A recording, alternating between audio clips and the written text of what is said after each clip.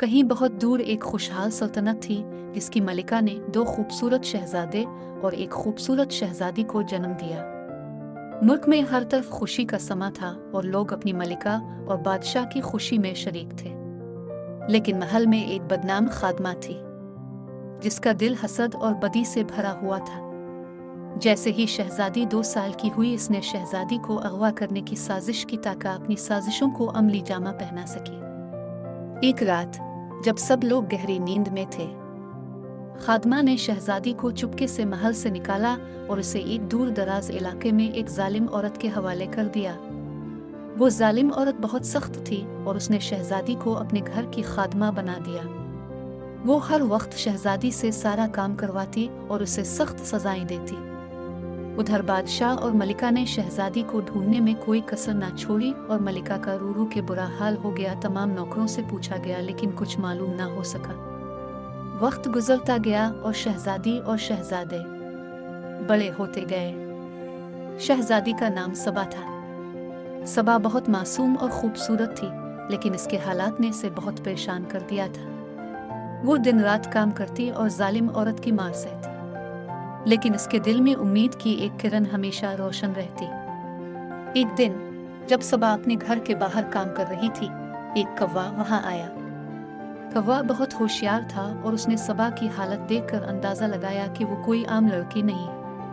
कौवे ने सबा से बात की और कहा, ये लड़की, तुम्हें मालूम है कि तुम असल में कौन हो? सबा ने हैरान होकर कहा, नहीं, मुझे नहीं मालूम।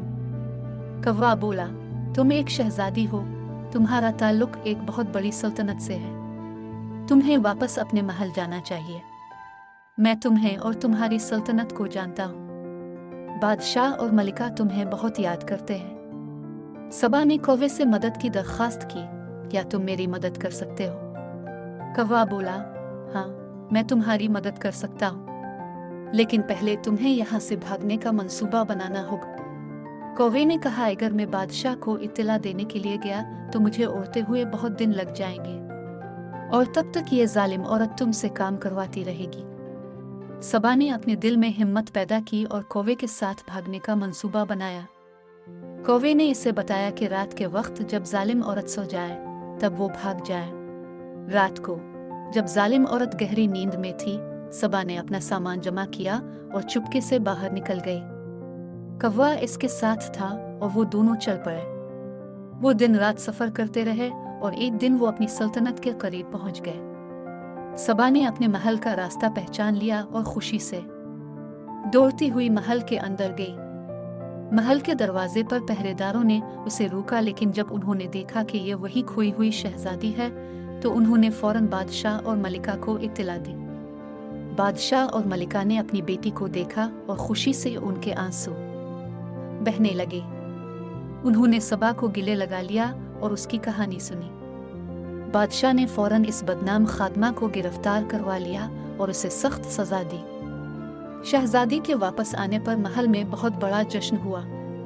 तरह तरह खाने पकाए गए और हर किसी को खाने के लिए दावत दी गई। सबा दोबारा अपने महल में रहने लगी और उसकी जिंदगी खुशियों से भर गई। उसने कौवे का शुक्रिया अदा किया और इसे अपने महल में हमेशा के लिए रहने की दावत दी। यूं सबा ने अपने खानदान के साथ दोबारा खुशहाल जिंदगी गुजारने लगी और उसकी कहानी हर तरफ मशहूर हो गई। लोग इसकी हिम्मत और हौसले की मिसाल देने लगे और उसकी कहानी हमेशा के लिए याद रखी गई। ये कहानी हमें सिखाती है कि अगर हम हिम्मत और हौसले से काम लें तो जिंदगी के मुश्किल हालात का सामना कर सकते हैं और कामयाबी हासिल कर सकते हैं।